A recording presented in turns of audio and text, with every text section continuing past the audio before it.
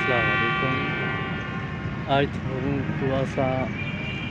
पुरसकून माहौल लिखे कैसे क्या वजह से फैसलाबाद वाली साइड पे एक खूबसूरत पार्क पौधे और खूबसूरत माहौल लिखे कैसे ई टाइम मैं फैसलाबाद लारी अड्डे ते थोक आज का व्लॉग निकला सूँ ये पार्क है जी और लारी अड्डा जिथे मुसाफिर जाके इंतज़ार करें और उन्हें बस इतना जितना रेस्ट करना और उन्हें बाद एक पत्ते और पौधे और खूबसूरत पौधे बड़े लाइन नाल खड़ा बहुत खूबसूरत और एक पटड़ी है जितना मुसाफिर रहना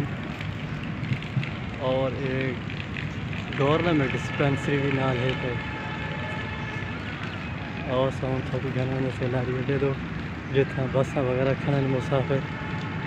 अपने इंतज़ार च बैठे कि साड़ी बस किस टाइम चलसी। बहुत खूबसूरत माहौल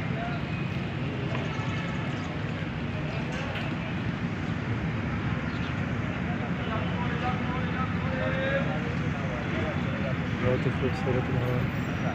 ये देखो पत्थरे ये जी गालबन सोने के पौधे हैं जोड़ा बहुत खूबसूरत लग जाता और ये गली शुरू होने के लिए और इन्हें सामने देखो जी हर गली की थोड़ी तक खड़ के जा